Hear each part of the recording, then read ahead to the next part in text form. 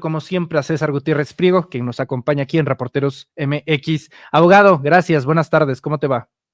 Muy bien, Manuel, con el placer de estar contigo. Y el municipio se llama Atlatlaucan. Es que ubico bien porque mi padre era de Morelos y yo desde niño obviamente tengo una relación muy cercana con el estado de Morelos, pero sí es Atlatlaucan. A ver, ayúdame otra vez que la fonética es. Atlatlaucan. Muy bien. Cuautla y Atlatlaucan. Exactamente. Bueno, justamente estos alcaldes que llegaron a ser alcaldes por la coalición del PRI-PAN-PRD, de la coalición de Claudio X González, se les vio reunido con este jefe criminal. Están captados en videos. Alguno dijo, no tengo nada que esconder, y pues evidentemente no, con un video de esa categoría pues no hay mucho que esconder después de eso. Y tras las declaraciones de Omar García Harfuch, César, pues ¿qué decir ante la presencia de alcaldes panistas reunidos con líderes regionales del crimen organizado? Mira, queda completamente claro el mensaje, ¿no? En estas narrativas que han estado creando de que supuestamente el gobierno federal es quien llega y tiene relaciones con un grupo criminal, en específico el cártel de Sinaloa, cuando tú llegas y te das cuenta que estos presidentes municipales que vienen de un partido de coalición, ¿no? Entre el PAN, el PRI y el PRD, pues te das cuenta que pues entonces alguien nos está mintiendo, porque aquí hay un mensaje completamente claro. Cuando tú ves que los presidentes municipales se reúnen con un líder regional del cártel del Pacífico, conocemos como el cártel de Sinaloa, es porque existen ciertos acuerdos que obviamente tienen que ver con el trabajo que el municipio realiza, las autoridades municipales, en beneficio de este grupo criminal. Obviamente ya salió el presidente del PAN a decir que los desconoce, que incluso uno de ellos ya no ha tenido relación durante meses. Y me parece que es aceptar también el riesgo político y el costo político que te da el que estos personajes estén ligados a líderes criminales y que obviamente ellos sí crean narrativas. Y de una narrativa, ellos han querido crear toda una campañita, como dice la presidenta, como para acusar al gobierno federal de tener una relación con el cártel de Sinaloa, cuando todos los días hemos estado viendo que existen resultados respecto a detenciones, respecto a decomisos, ejecuciones de órdenes de cateo, órdenes de aprehensión que se han vinculado a procesos estos líderes criminales. Pero no hay una sola imagen, no hay una sola llamada, no hay un solo video. Aquí sí podemos ver un video en donde hay dos presidentes municipales que fueron propuestos y gobiernan bajo las siglas del PAN y del PRI, que están reunidos directamente con un jefe regional criminal que pertenece al cártel de Sinaloa. Entonces, las campañitas y las narrativas no les funcionan ante las evidencias, porque yo puedo entender que hay un grupo específico de ciudadanos, comentócratas y políticos opositores que no importa que les enseñes todas las evidencias del mundo, ellos van a seguir repitiendo que el que protege a este grupo delincuencial, el cártel de Sinaloa, es el gobierno federal. Pero aquí están las evidencias completamente claras de que estamos viendo a dos políticos de extracción panista y que fueron en coalición con el PRI, con el PRD, que tienen, ¿no?, una reunión, y no me imagino que esa reunión sea para una cuestión de carácter social. Me imagino que tiene que ver, obviamente, con intereses del grupo criminal que está ahí con ellos exigiendo el apoyo que se dio en campaña como para que ahora ellos puedan recuperar lo que invirtieron de esas campañas. Incluso si es para términos sociales, es igual de grave, ¿no? Que el poder político esté conviviendo enfiestado con el narcotráfico. Pero además esta persona que está señalado ahí como un jefe criminal, pues hay una orden de aprehensión en su contra. Si ellos son autoridad, pues ellos tendrían que tener conocimiento o no sabían con quién se estaban reuniendo. Asimismo, pues hay un delito en flagrancia. Estamos viendo a una persona que sin tener los permisos correspondientes trae un arma de fuego de uso exclusivo del Ejército y de la Armada de México, que está ahí conviviendo con ellos y que el arma la tiene entre las piernas. Y eso se puede observar incluso de la misma fotografía y del video. Me parece que incluso es cinismo por parte de algunos políticos el señalar que es un caso aislado. No, no es un caso aislado. De los pocos municipios que llegó a ganar la oposición en el estado de Morelos es el municipio de Cuautla y el municipio de Atlatlaucan, y que revisen cuáles han sido los índices delictivos de cómo se han disparado tanto en el municipio de Cuautla, que es el municipio que tiene el índice más alto de inseguridad en todo el estado de Morelos, y lo que ha subido también en Atlatlaucan, porque para que la gente pueda ubicar, Atlatlaucan no se ubica en el fraccionamiento Lomas de Cocoyoc, el 80% del fraccionamiento Lomas de Cocoyoc pertenece a Atlatlaucan.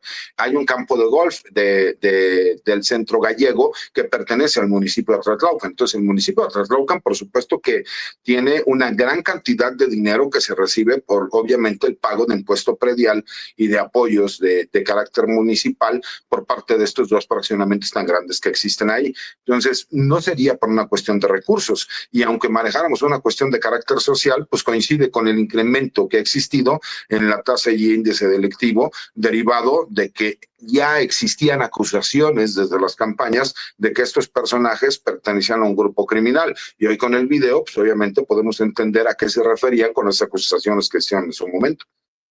Fíjate qué curioso, César, porque pues uno como periodista todos los días trata de buscar información. Para buscar esta situación, debo decirte que nos costó, porque si uno ve las principales portadas, editoriales, columnas de los medios de comunicación, todos desde Latinos hasta Reforma, buscando relacionar con el primo del amigo del tío del vecino del perro del hermano del cuñado del asesor jurídico del Mayo Zambada con la presidenta Claudia Sheinbaum. Eso está inundado de las redes sociales, ¿no? Pero para buscar un video, un material audiovisual en donde se ve a un alcalde, a un representante del poder ejecutivo del PAN relacionado con el crimen organizado ahí, para hacer la gravedad y la dimensión de la nota, bastante silencio mediático, César.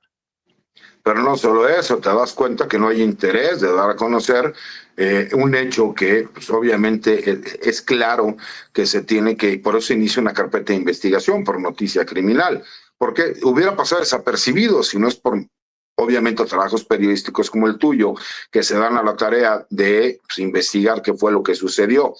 Un ejemplo más claro de, obviamente, el poder que tienen los grupos criminales, pues tiene que ver con la reunión que se da con estos dos presidentes municipales que son de la oposición, que vienen del PAN y que fueron en coalición junto con el PRI y el PRD. Si fuera cierto que existe un acuerdo supuestamente con el gobierno federal, llámese con Morena, pues la reunión se hubiera dado con la gobernadora del estado y los presidentes municipales que son de Morena, que son una gran mayoría, y no única y exclusivamente con dos presidentes municipales de la oposición y que vienen del PAN. Me parece que eso no sirve a la narrativa que han estado tratando de crear. Si tú lo analizas, mi querido Manuel, ellos han tratado de crear narrativas respecto a especulaciones de una estrategia jurídica que ha hecho el abogado Frank Pérez. ¿Y por qué lo digo así? Porque yo soy abogado también y sé, por ejemplo, Frank Pérez, el tipo de asuntos que él ha estado llevando. Digo, no es el primer rodeo al que él entra porque ya tiene mucha experiencia. Él ha defendido a jefes de la mafia en los Estados Unidos. Él fue fiscal federal, o sea, le tocó incluso acusar primero y sabe cómo se mueven los medios de comunicación.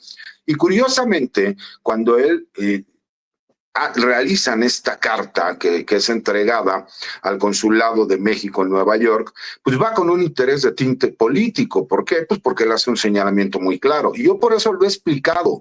Y mucha gente me decía, ten mucho cuidado. Incluso hubo por ahí varios en redes sociales que me decían, tú que vas para candidato a ministro, a ver si no te tragas tus palabras. Me parece que el mensaje fue muy claro al gobierno de los Estados Unidos. Oye, me secuestraron. Oye, tú sabes que hubo autoridades de los Estados Unidos que tuvieron que ver con mi secuestro. Tú sabes que estás violando un tratado firmado entre México y Estados Unidos en donde se prohíbe, obviamente, el secuestro transnacional como el que se realizó contra mi persona, porque hay que recordar que no es la primera vez que se secuestra a un ciudadano mexicano para ser llevado a los Estados Unidos y ser presentado a las autoridades. Ya tenemos el caso del doctor Álvarez Machain, de Alejandro Dayan Palacios y varios de ese estilo, pero tal vez son los más conocidos. Rubén Zuno Arce. Rubén Zuno Arce.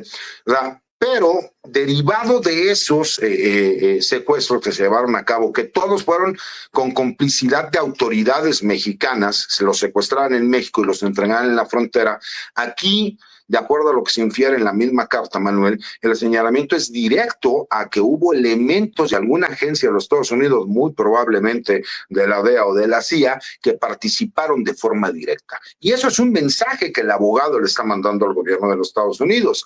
¿Por qué lo digo así? Y por eso cuando dice se colapsarían las relaciones entre México y Estados Unidos, ellos tratan de darle una interpretación que no solo no existe. Hoy el periodista Ian Grillo, que tuvo una plática, ¿no?, con Frank Pérez muy amplia y que hace investigaciones muy serias, él habla y dice, el Mayo no ha dado una sola letra de información, nunca ha estado en el pacto que se podría llegar con la fiscalía, el hecho de que él se convierta en testigo protegido o que él a cambio de información recibiera algún beneficio. El Mayo Zambada está dispuesto a pasar su vida en la prisión, pero siempre y cuando para que él llegue a un acuerdo que sería una gran victoria jurídica para el Departamento de Justicia y la Fiscalía de los Estados Unidos. ¿Por qué? Porque al narcotraficante más poderoso y más famoso de las últimas décadas lo encontrarían culpable, él reconociendo su culpa, siempre y cuando se quite de la mesa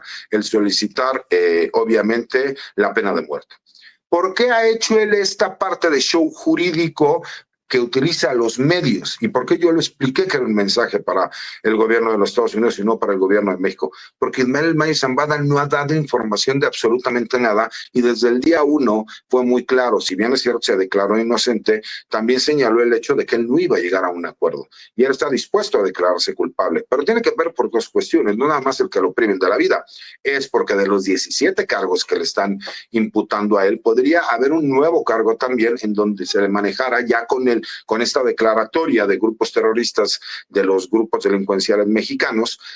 Habría pena de muerte, cambiaría a lo mejor el trato que está llevando con él, incluso podría ser trasladado a una prisión fuera de los Estados Unidos como en Guantánamo, y además incluso el acuerdo de reparación con el que él podría llegar hacia los Estados Unidos como diciendo, ok, me voy a declarar culpable y además voy a pagar una reparación del daño por todos los daños que causé durante todos estos años en que yo fui jefe de un grupo criminal, porque entonces también el gobierno de los Estados Unidos podría ir contra activos de la familia de Ismael Mayo Zambada, de terceros, y señalando que son producto de organizaciones terroristas. Incluso también tiene que ver con esa parte que ellos están tratando de protegerlos. Y entonces, nuevamente, el que él salga a hacer estas declaraciones, pues en el entendido, y como lo he señalado abiertamente, del mensaje al Departamento de Justicia, al gobierno de los Estados Unidos, como diciéndole, no te hagas tonto, violaste un tratado internacional, realizaste un secuestro transnacional, ¿no?, que en este caso se maneja como secuestro transfronterizo, tú tienes un convenio con México, que es un tratado internacional que lo violaste. Si tú quieres que yo hable de eso, aquí hay un problema de carácter legal donde incluso desde que yo llego aquí, como tú violaste este tratado internacional, pues mi detención es ilegal. Mejor llegamos a un acuerdo, yo me declaro culpable, pero no metas el hecho de la acusación como líder de un grupo terrorista y no pidas la pena de muerte. Me parece que quien lo entendió desde un principio, y como yo lo señalé, tiene que ver con una estrategia jurídica del abogado Frank Pérez. Todo lo que ha sucedido después, obviamente, de estos asesores que contrata Frank Pérez para quienes que sean, que manejen, obviamente, en México, vía amparo, la solicitud que se hace, es porque es una herramienta jurídica que él tiene para presionar al Departamento de Justicia y en específico a la Fiscalía de los Estados Unidos para poder llegar a este acuerdo en donde les dice, tú vas a ganar, tú vas a ahorrar dinero, tú vas a poder llegar y vender el hecho de que el criminal más buscado de las últimas décadas por México y Estados Unidos se declaró culpable. Es una gran victoria para ti, pero no voy a ser testigo protegido, no te voy a dar información y a lo mejor ahí sí es un mensaje para ambos países en donde, a ver, no se preocupen, yo no voy a hablar ni de las autoridades de Estados Unidos que me han protegido, porque hay que recordar que él no hubiera podido tener el éxito que tuvo si no hubiera sido por el apoyo de muchas autoridades norteamericanas. Recordar lo que incluso su mismo hijo publica, en donde cuando él toma la decisión, su hijo, de convertirse en testigo protegido, llegan dos agentes de la DEA y le entregan un teléfono satelital y le dicen contesta y está hablando con su papá. Eso es porque existe forzosamente una relación entre el Mayo Zambada y varios agentes de la DEA. Sería imposible, mi querido Manuel, que con toda la tecnología que existe en su momento, si él no hubiera tenido tratos con autoridades de los Estados Unidos y de México, por supuesto, él hubiera tenido el éxito que tuvo durante tantas décadas. Sin embargo, el gobierno mexicano está buscando la extradición. Me parece muy interesante la declaración que da el fiscal Gertz Manero en torno a decir, a ver, lo que vamos a hacer con el Mayo o el caso del Mayo se le va a tratar como a cualquier mexicano.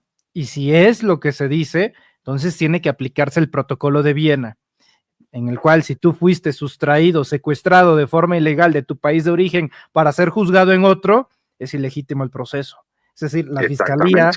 la fiscalía de Gertz Manero dice, tráiganmelo para acá.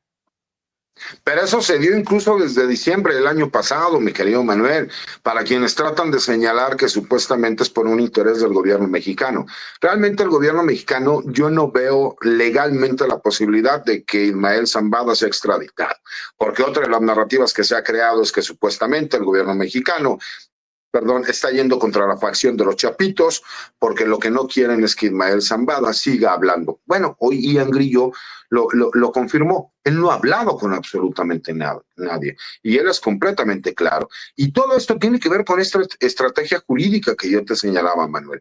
¿Cómo lo van a juzgar en Estados Unidos si se demuestra que él fue secuestrado en México para ser llevado contra su voluntad a los Estados Unidos? Simple y sencillamente entraría en un conflicto de intereses en donde el mismo Tratado de Viena, la Corte Interamericana de los Derechos Humanos y la Corte Penal Internacional pues dirían, ¿cómo vas tú violando tratados internacionales a juzgar a una persona que lo llevaste secuestrado de forma ilegal y que además, imagínate, como yo entiendo en la carta, que participaron agencias de inteligencia de tu país para ir a territorio extranjero a secuestrar a una persona, a llevárselo a Estados Unidos sin la autorización del gobierno de México? Eso es parte de la estrategia legal en donde él quiere presionar para llegar a un acuerdo. El Mayo Zambada sabe desde que fue presentado en una prisión en una corte en Estados Unidos, que cualquier sentencia que le pusieran a él era una cadena perpetua. ¿Por qué? Por el estado grave de salud y por la edad que tiene. Lo que no quiere es, obviamente, el que a él se le pueda condenar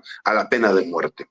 Él tendrá sus razones, a lo mejor él tendrá sus motivos, pero simple y sencillamente hay que recordar, él es un delincuente. En México existen 3 órdenes de aprehensión en su contra.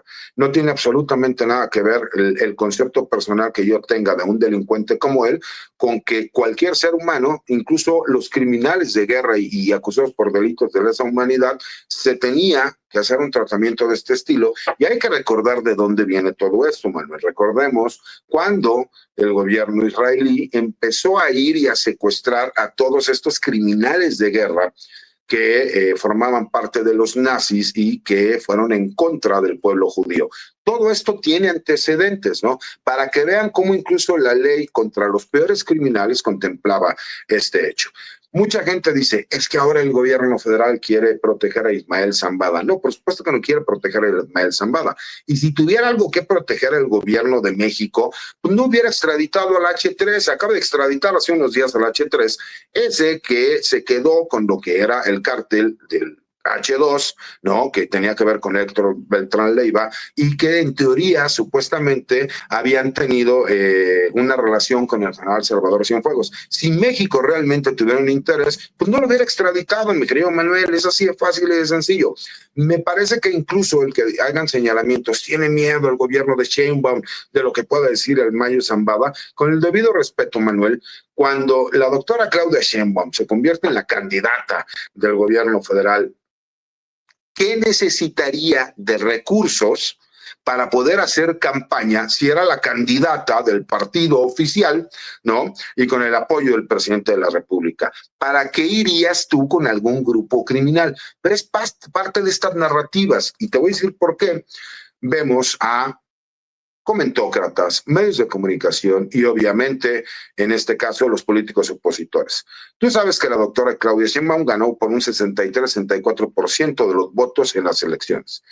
Pero llegar ahorita a un nivel de aceptación de más del 81%, Manuel, significa que incluso gente que votó en contra de ella está de acuerdo con la forma que ha tenido de gobernar. Entonces, cuando tú ves ese nivel de aceptación, pues obviamente todos estos medios, estos comentócratas y estos partidos políticos dicen, si ella sigue con esta línea de crecimiento y vienen elecciones, no vamos más que a desaparecer porque no vamos a poder ganar ninguna elección. Entonces se suman a una narrativa que viene del gobierno de los Estados Unidos con una guerra de aranceles y que todos los mexicanos de bien lo que queremos es continuar viendo los resultados para que puedan ir a encontrar los grupos criminales, ¿no? Pero crean estas campañitas, como ya lo señala. Porque hay un punto bien importante, Manuel, y que creo que la gente tiene que analizar.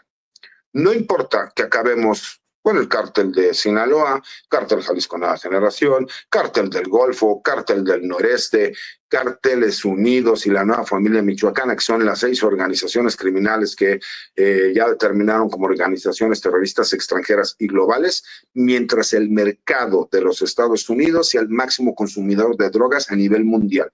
Porque entonces llegarán nuevos grupos criminales que querrán entrar a ese mercado. Y ahí es donde nuevamente, si no nos vamos a cuál es el principal problema, no va a haber solución. ¿Por qué? Tenemos a la DEA, al FBI, a la CIA, a la ATF.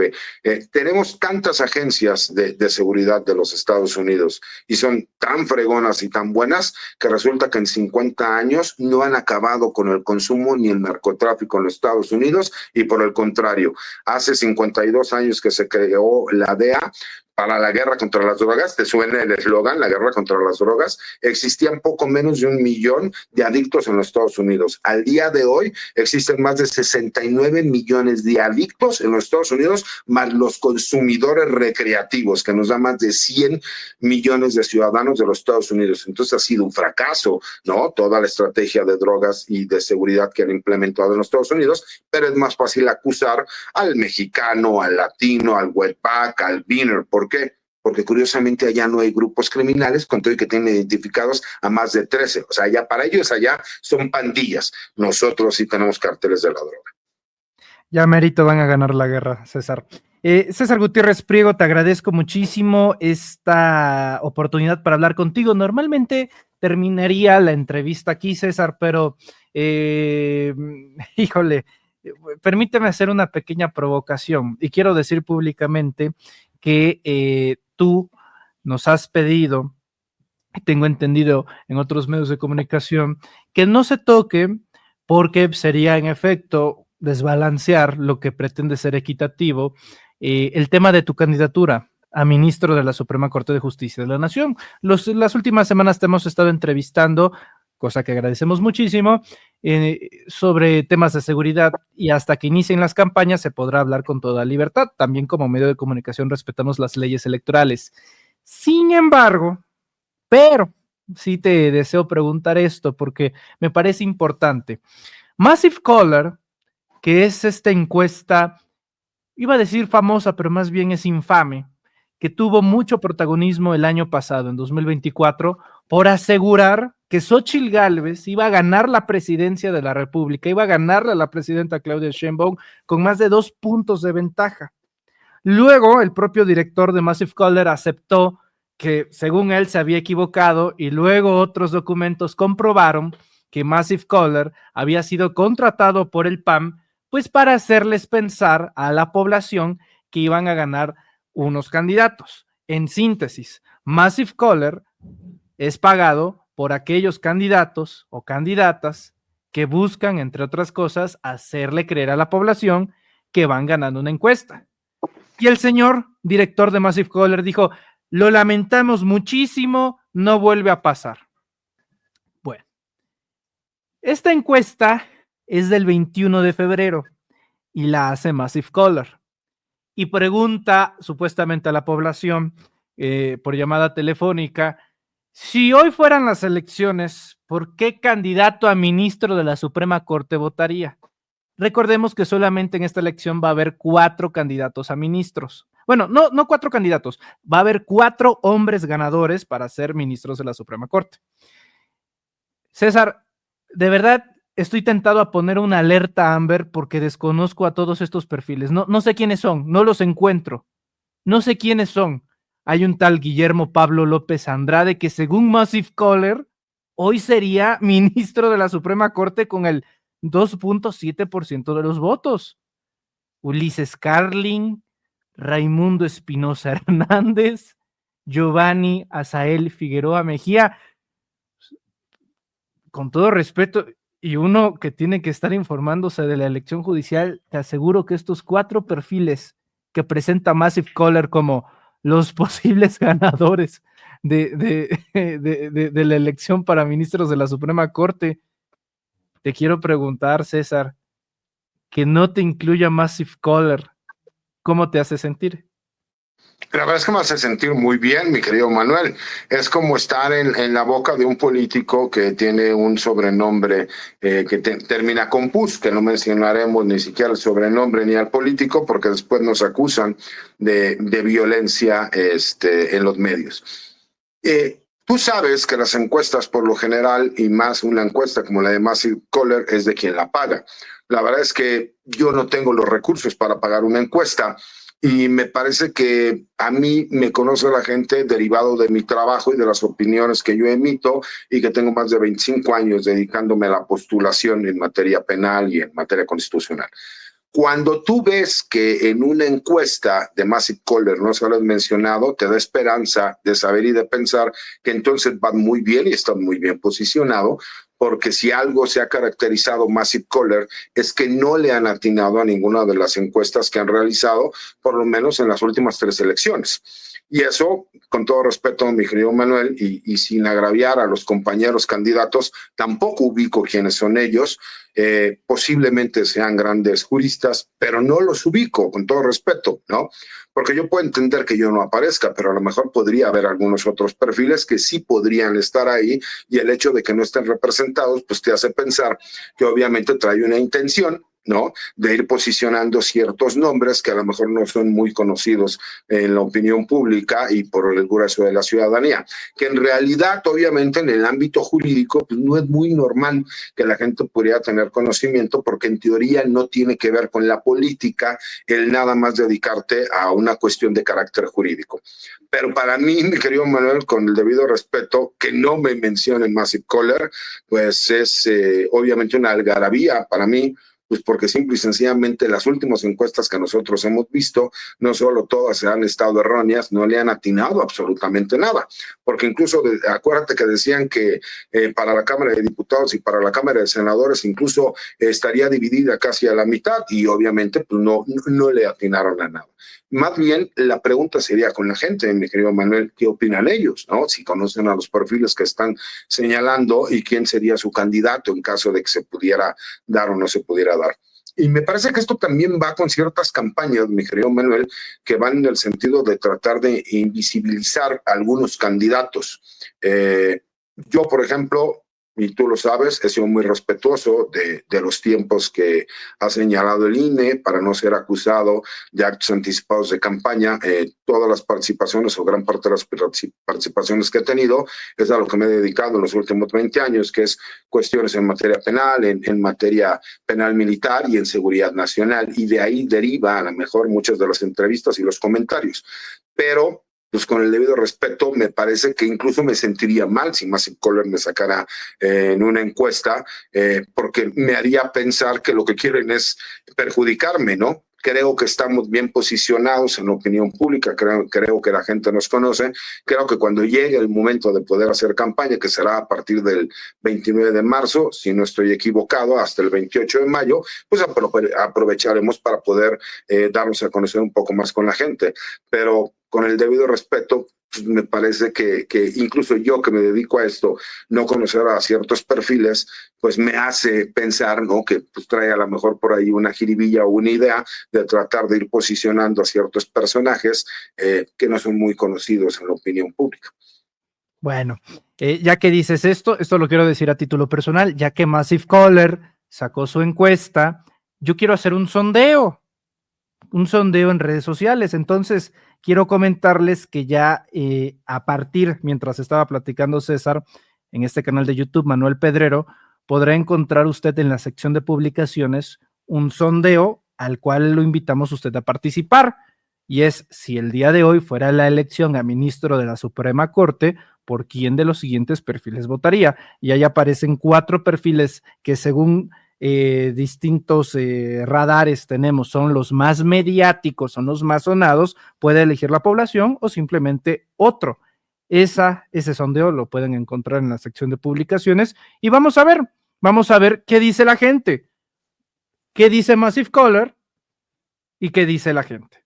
Y ya cuando nos veamos, querido César, pues chance y muestro los resultados o no, dependiendo de cómo vaya el asunto. César Gutiérrez Priego, candidato a ministro de la Suprema Corte, abogado penalista, experto en seguridad nacional. Te agradezco muchísimo que nos hayas acompañado. ¿En dónde te podemos encontrar en redes sociales?